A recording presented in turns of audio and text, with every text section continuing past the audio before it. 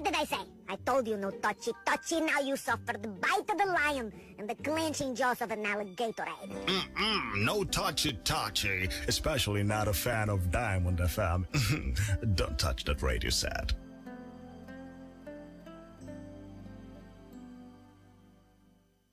You cannot control me. You cannot. Okay. You can have a little control, but I'm still in charge. I can attack any minute, but you can control for like a second. Oh, that's nice. That's really a spot right there. We know exactly how that feels at Diamond FM. With good conversations, music, and top entertainment that touches your soul. It's radio like no other. Diamond FM, shining supreme.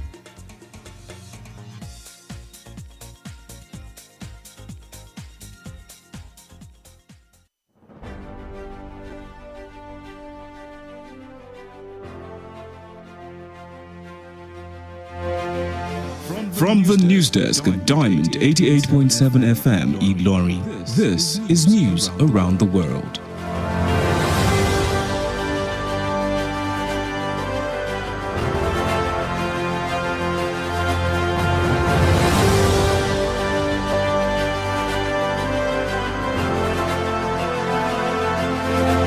Governor Samuel Otom of Benue State blames PDP leadership for reconciliation breakdown. Nigerian mining office generates 14.59 billion naira in 4 years. In Kwara, Ifesowapa community cries out over incessant kidnapping of residents. On the foreign scene, Senegalese opposition leader Ousmane Sonko accused of rape. In sports news, Arsenal in advanced negotiations with Brighton to sign Leandro Trossard. A very good evening to you and thank you for joining us for the news across the world, reaching you from Diamond 88.7 FM Ilorin. My name is Bisola Oduwole Suleiman. You can listen to us via our website www.diamondfm.net or watch us live on Facebook at Diamond 87 FM and YouTube Diamond FM Ilorin. We'll bring you details of the news after this break. To stay with us. Monkeypox is an illness caused by the monkeypox virus, and it has been detected in Nigeria. It can be spread from person to person through direct contact with body fluids of infected persons or animals. Symptoms of monkeypox includes rash, fever, low energy, muscle ache, and so on. To protect yourself from contracting the virus, ensure that food containing animal meat or parts are properly cooked before eating. Clean and disinfect your environment regularly. Limit close contact with infected people. Your good health is important to us. This message is from Diamond 88.7 FM Ilorin. Diamond 88.7 FM is here to make sense out of your world through our balanced news coverage from the nooks and crannies of Nigeria and beyond. Journey with us through the news we tracked for you at this moment on your shining supreme station.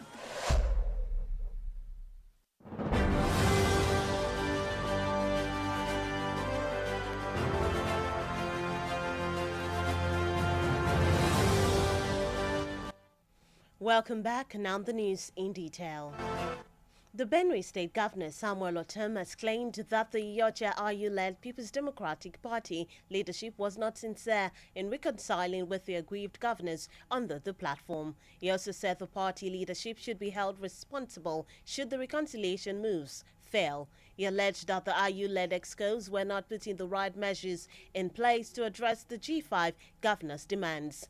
The G5 governors include Otom, Nyesom Wike of Rivers State, Ikeazu Ikpeazu of Abia, Seyi Makinde of Oyo, and Ifeanyi Ugwuanyi of Enugu State.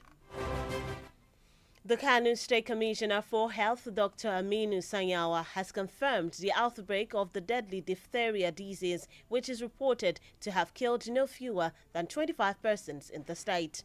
Symptoms of the killer disease include sore throat, cough, drooling of saliva, change of voice, neck swelling, abnormal breathing, fever or mouth odor, among others. The commissioner who confirmed the outbreak said the State Emergency Preparedness Committee is currently in a meeting with a view to evaluating the casualty figures, reviewing the data and measures to address the situation.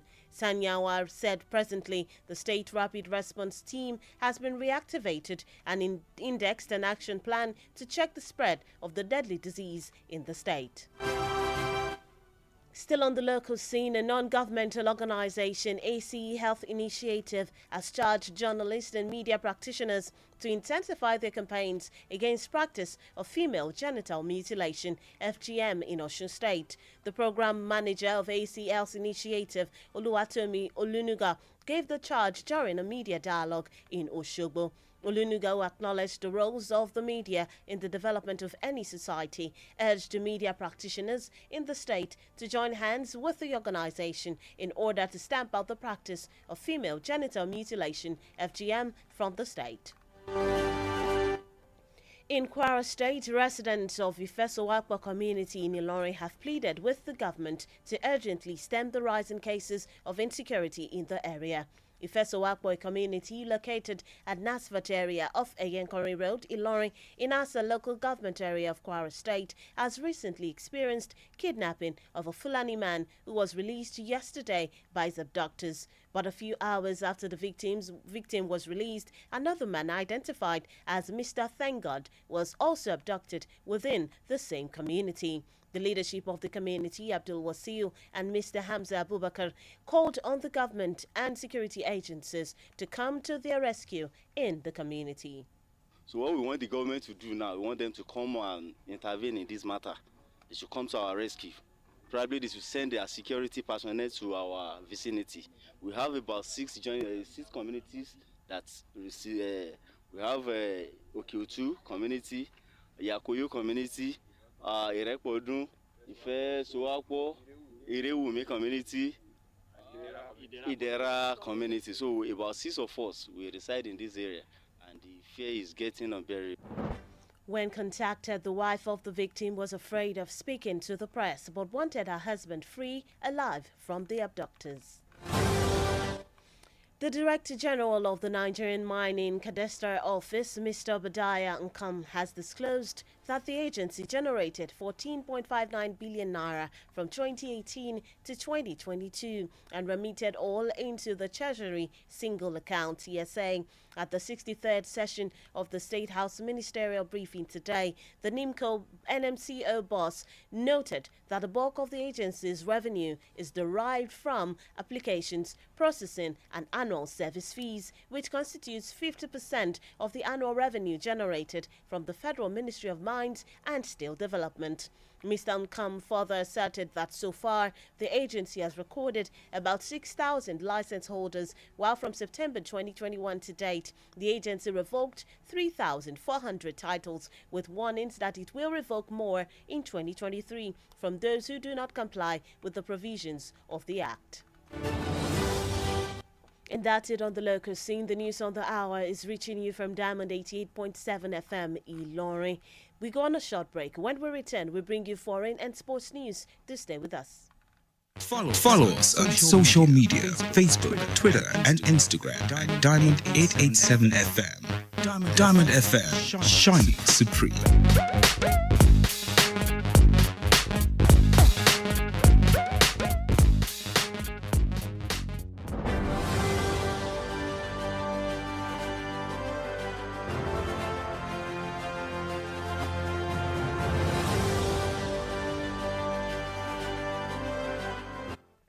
Welcome back from the break. If you're just tuned in and joining us, you're listening to the news across the world, reaching you from Diamond 88.7 FM Ilorin. Now we continue with the rest of the stories. On the foreign scene, Senegalese opposition leader Ousmane Sonko will face trial on charges of rape and making death threats to a beauty salon employee in 2021, an investigating judge has said. The judge referred the matter to Senegal's criminal chamber for trial in a letter dated January 17. A trial could jeopardize his intention to compete in the 2024 presidential election. Sonko, who came third in the 2019 election, has announced announced he will run. Sonko is accused of sexually assaulting a woman who walked in a massage parlor and later threatening her. He and his backers say the trial is politically motivated to eliminate him from the presidential race.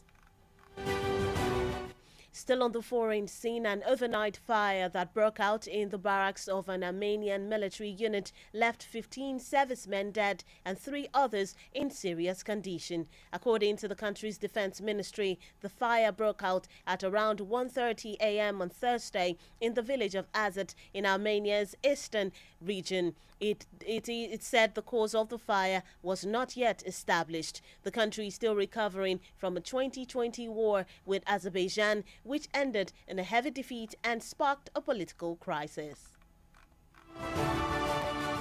And that's it on the foreign scene. In sports news this evening, Arsenal have opened talks with Brighton for one-away attacking midfielder Leandro Trossard. The Belgium international has slapped in a transfer demand this month and is now hopeful of clinching a move to the Premier League leaders. Italian transfer expert Fabrizio Romano is reported that negotiations are advanced with an official bid ready for permanent move imminent.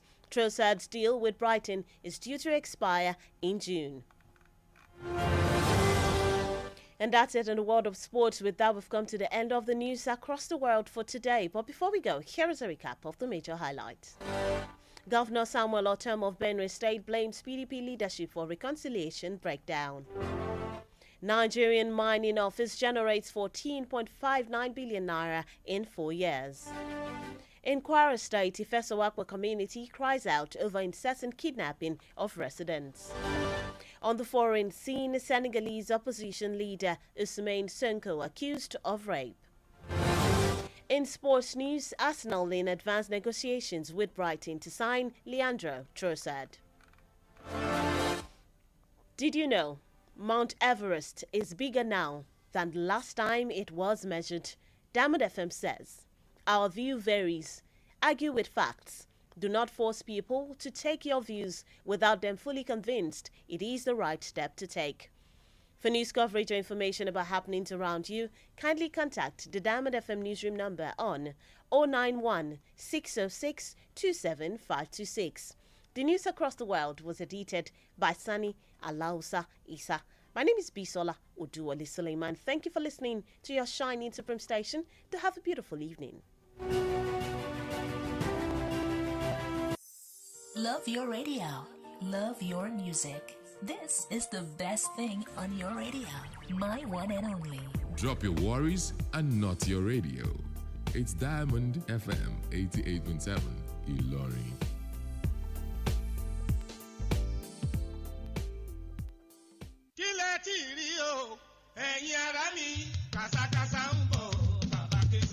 Ètò ìròyìn àtorí àdídùn tí wàá ní ṣe àwa lápèdè máma pé tàná à ń fojoojúmọ́ jọjú létí aráyé gbogbo àtàwọn yọ̀ fáàbàdà. Diamond FM Ìlọrin àwa là ń gbé ìròyìn àwọn ìṣẹ̀lẹ̀ orin àtàwọn amúlùdùn yògbà tí ò láfijọ́ ṣe ti aráyé.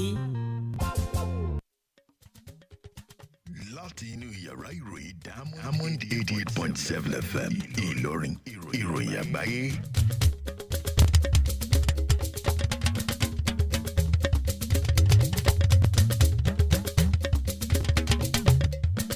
Akínyìn ẹ kú ìrọ̀lẹ́ ẹ sì kú iṣẹ́ látàárọ̀. Àwọn kókó inú ìròyìn náà rèé. Gómìnà Samuel Ortom ti ìpínlẹ̀ Benue dá àwọn adarí ẹgbẹ́ òṣèlú PDP lẹ́bi ìkùnà tó bá ìgbésẹ̀ ìpẹ̀tù sáwọ̀. Iléeṣẹ́ ètò ìwakùsà ilẹ̀ Nàìjíríà pa bílíọ̀nù 14 àti mílíọ̀nù 61 náírà wọlé láàrin ọdún 4. Ní ìpínlẹ̀ Kwara, ìlú Ìfẹ́sowápọ̀ kégbàjarè síta lórí ìṣẹ̀lẹ̀ ìjínigbé tó ń ṣẹlẹ̀ ní lemọ́lemọ́ sí àwọn aráàlú ọ̀hún. Ìròyìn ilẹ̀ òkèèrè wọ́n fẹ̀sùn ìfipábánilòpọ̀ kan adarí ikọ̀ alátakò orílẹ̀-èdè Senegal Ousmane Sonko. Ìròyìn eré ìdárayá ẹgbẹ́ agbábọ́ọ̀lù Arsenal ń ṣe ìdúnàdúrà pẹ̀lú ẹgbẹ́ agbábọ́ọ̀lù Brighton láti ra Leandro Trossard. Ẹ ṣeun fún bí ẹ ti darapọ̀ mọ́ wa lórí ìròyìn káàkiri àgbáyé fún tòní láti lè ṣe Diamond 88.7 FM Ìlọrin Tope Animasahun lóníròyìn yín ẹ má gbàgbé wípé ẹ lè rí wa gbọ́ lórí ìtàkùn àgbáyé wa ní www.diamondfm.net tàbí kẹ́ wò wá tààràtà lórí ìkànnì Facebook ní @diamond887fm bákan náà ní YouTube ní Diamond FM Ìlọrin ẹ̀kúnrẹ́rẹ́ ìròyìn náà ń bọ̀ láìpẹ́.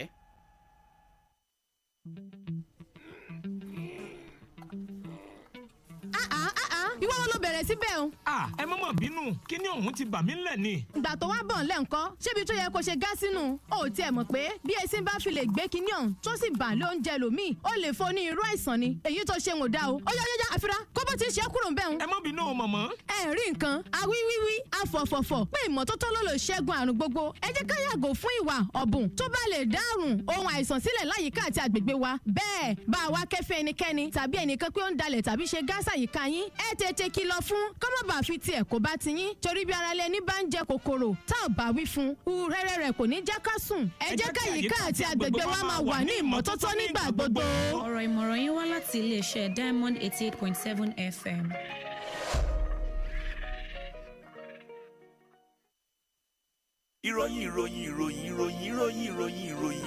ìròyìn ẹ̀kúnrẹ́rẹ́ láti iléeṣẹ́ Diamond FM.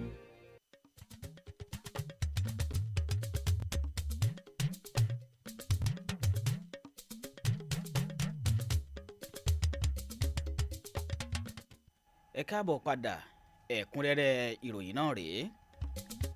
gómìnà ìpínlẹ̀ Benue Samuel Ortom ti sọ gbangba wípé àwọn adarí ẹgbẹ́ òṣèlú PDP èyí tí Yọ̀chíà Ayọ̀ǹdarí kò rìn lọ́nà òdodo lórí ìpẹ̀tùsáwọ̀ tó wà láàrin àwọn gómìnà Tinubu àti ẹgbẹ́ ọ̀hún lábẹ́ ìdarí wọn.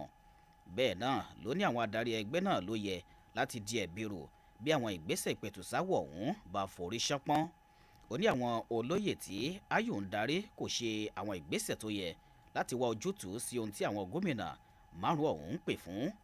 àwọn gómìnà márààrún ọ̀hún ni Ortom, Nyesom Wike, Ikpeazu, Ṣèyí Mákindé àti Ifeanyi Ungwuanyi. kọmíṣánná ètò ìlera nípínlẹ̀ Kánò dókítà Aminu Sanyawa ti fìdí ìbújáde àrùn gbẹ̀mígbẹ̀mí aṣèdíwọ́ fún èémí múlẹ̀ èyí tí wọ́n ló ti ṣekú pa ènìyàn tí kò dín ní mẹ́ẹ̀ẹ́dọ́gbọ̀n níye nípínlẹ̀ ọ̀hún. ara àwọn àmì àrùn aṣekúpani náà lára ènìyàn ni ọ̀nà ọ̀fun dídùn, ikọ́, ìtọ́ dídá lẹ́nu, àyípadà ohùn, ọrùn wíwú, mímí lábàdì, ibà tàbí ẹnu bíbùtì àti bẹ́ẹ̀ bẹ́ẹ̀ lọ. kọmíṣánná tó fìdí ìjẹyọ àrùn náà múlẹ̀ nípínlẹ̀ ọ̀hún sọ pé ìgbìmọ̀ elétò ìgbáradì fún ìṣẹ̀lẹ̀ pàjáwìrì ń ṣèpàdé kan lọ́wọ́lọ́wọ́ lásìkò kíkó ìròyìn jọ lójúnà àti ṣe ìgbéléwọ̀n iye àwọn tó ti bá a lọ àti láti wá ọ̀nà àbáyọ. ó ní ní báyìí ikọ̀ àtàtìwèrè ní kíákíá sí ìṣẹ̀lẹ̀ nípínlẹ̀ náà ti gba ìsọjí padà pẹ̀lú àgbékalẹ̀ ètò láti pinwọ́ ìtànkálẹ̀ àrùn búburú náà nípínlẹ̀ ọ̀hún. àjọ ètò ìlera kan tí kìí ṣe tìjọba tí wọ́n pè ní AC Health Initiative ti pe àwọn akọ̀ròyìn àtàwọn agbóhùnsáfẹ́fẹ́ níjà láti tẹra mọ́ àwọn ìpè wọn pípè tako abẹ́ dídá fọmọbìnrin nípínlẹ̀ Ọ̀ṣun. alábòójútó ètò lájọ ètò ìlera ọ̀hún Olúwatómi Olúnúgà ló pe ìpè náà níbi ètò ìfọ̀rọ̀wérọ̀ oníròyìn kan nílùú Òṣogbo. Olúnúgà tó kan sára sí àwọn ipa tí ẹ̀ka ìròyìn ṣíṣe ń kó nínú ìdàgbàsókè àwùjọ gbogbo rọ àwọn oníròyìn nípínlẹ̀ náà láti fi ọwọ́ sowọ́pọ̀ pẹ̀lú àjọ náà lójúnà àti kásẹ̀ abẹ́ dídá fọmọbìnrin nílẹ̀ pátápátá nípínlẹ̀ ọ̀hún. àwọn olùgbé àdúgbò Ìfẹ́sowápọ̀ nílùú Ìlọrin ti pàrọwà síjọba láti tètè ká ọwọ́ ìṣẹ̀lẹ̀ ìmẹ́hẹ̀ ètò ààbò tó ń gbèrú sí lágbègbè náà kò. àdúgbò Ìfẹ́sowápọ̀ ọ̀hún tó jẹ́ ìlú kan lágbègbè Nasfat òpópónà ẹ̀yẹ Nkọrin Ìlọrin níjọba ìbílẹ̀ Àṣà ìpínlẹ̀ Kwara ní ìṣẹ̀lẹ̀ ìjínigbé kan ti ṣẹlẹ̀ láìpẹ́ sí ọkùnrin Fúlàní kan ẹni tí àwọn tó jí gbé yọ̀ǹda rẹ̀ lánàá. ṣùgbọ́n lẹ́yìn wákàtí díẹ̀ tí wọ́n tú u sílẹ̀ ni wọ́n tó jí arákùnrin mìíràn tí wọ́n pè ní Thank God gbé nílùú ọ̀hún kan náà. ẹ gbọ́ bó ṣe ṣẹlẹ̀. wọ́n gbé máa kan níbi bíi 5 days ago máa yẹn ni wọ́n wá release lánàá ìyẹn lásìkò láàárọ̀ àná so ìyẹn látẹ̀sí ń dúpẹ́ lé lórí. shortly after that látún wá gbọ́ pé wọ́n tún gbé another man is an able man, his name is Mr. Thank God. So presently now ó ti create a kind of fear sí ọkàn àwọn èèyàn wa ládùúgbò tó dẹ̀ sẹ́ni pé àwọn èèyàn fẹ́ lè sùn.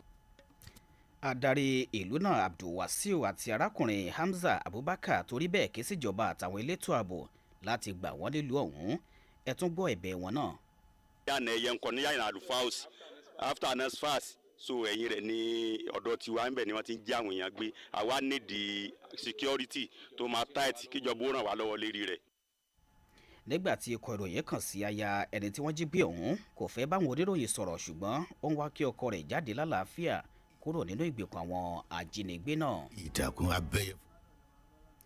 Olùdarí àpapọ̀ iléeṣẹ́ ètò iṣẹ́ ìwakùsà ilẹ̀ Nàìjíríà arákùnrin Ọbádíà Nkom ti fi hàn pé àjọ náà pa bílíọ̀nù 14 àti mílíọ̀nù 61 náírà wọlé láti ọdún 2018 sí 2022 tó sì kó gbogbo rẹ̀ sínú àpò ìpawómọ́sí àpapọ̀ kan ṣoṣo orílẹ̀-èdè yìí. Níbi ìpàdé ìjábọ̀ lájọlájọ kan ẹlẹ́ẹ̀kẹtàlélọ́gọ́ta irú rẹ̀ nílé ìjọba lónìí, ọ̀gá àgbà àjọ náà ṣe àlàyé oríṣiríṣi ọ̀nà tí owó náà gbà jẹ́ pípa wọlé, èyí tó ló dúró fún ìdá 50% iye owó tí àjọ àpapọ̀ tó wà fọ́rọ̀ ìwakùsà àti ìdàgbàsókè ìrìn tútù ń pa wọlé lọ́dọọdún. Ó fi kún náà pé ó tó nǹkan bíi 6,000 àwọn tí wọ́n ti níwèé àṣẹ tí àwọn ti ṣe àkọsílẹ̀ wọn tí àjọ náà sì tún fi òfin de àwọn orúkọ àpèmọ́ni lílò tó jẹ́ 3,000 àti 400 pẹ̀lú ìkìlọ̀ pé àwọn yóò tún gbà sí i lọ́dún 2023 lọ́wọ́ àwọn tí kò bá tẹ̀lé àwọn ohun tó fi kó sínú. Ìròyìn káàkiri orílẹ̀-èdè àgbáyé ni ẹ̀ ń tẹ́tí sí láti lè ṣe Diamond 88.7 FM Ìlọrin. Àwọn ìròyìn náà yóò tẹ̀síwájú lẹ́yìn ìdánudúró ráńpẹ́ yìí fún ìròyìn ilẹ̀ òkèèrè àti ti eré ìdárayá. Ẹ darapọ̀ mọ́ wa ní ìtàkùn káyélujára wa ìtàkùn ìbádọ́rẹ̀ẹ́ Facebook ìtàkùn abẹ́yẹfò Twitter àti Instagram lórí Diamond 887 FM Diamond FM Shining Supreme.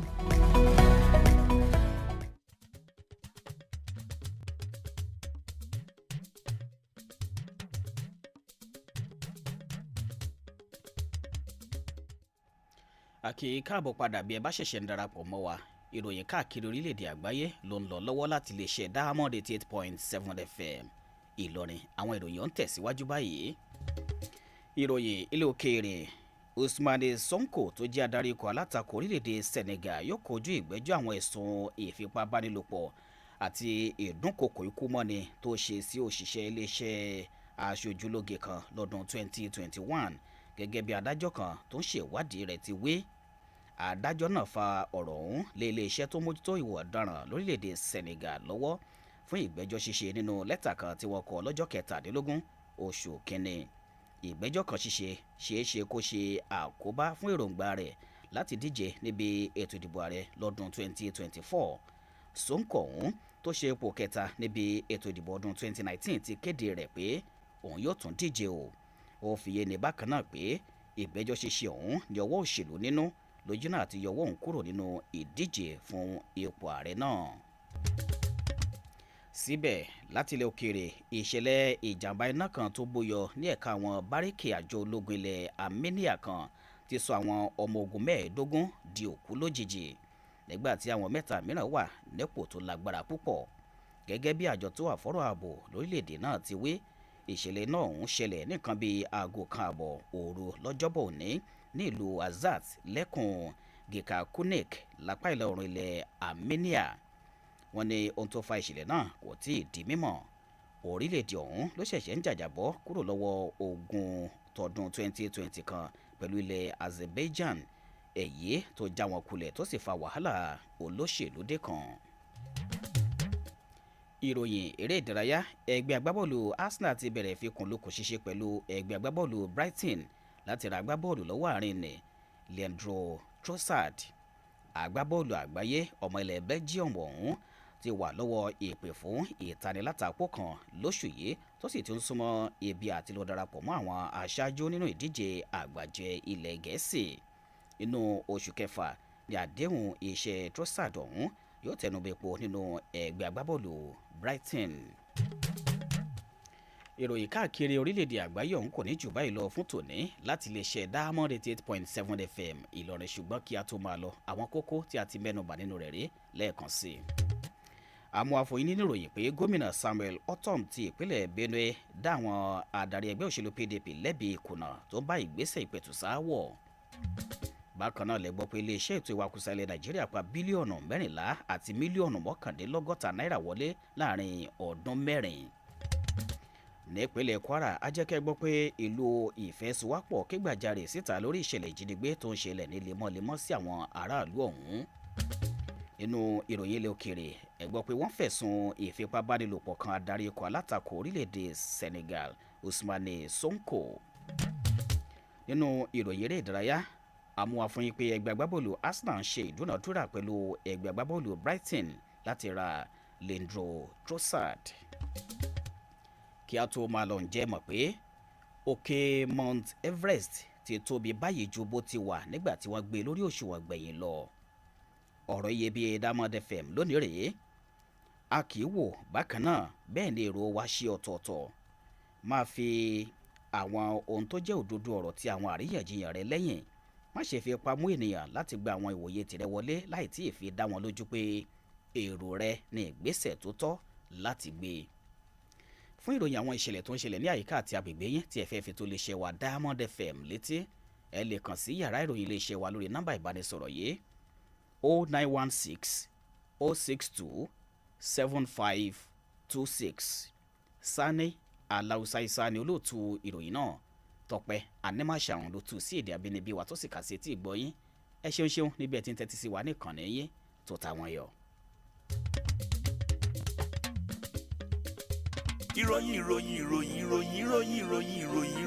ìròyìn ẹ̀kúnrẹ́rẹ́ láti ilé iṣẹ́ Diamond FM. ó di ìmọ̀lẹ̀ ó dóṣùn pa kárí ayé Diamond FM mo dání ìkáyé ẹ̀fẹ́ polówó ọjà ẹgbẹ́ polówó wá ní Diamond FM mo dání ìkáyé.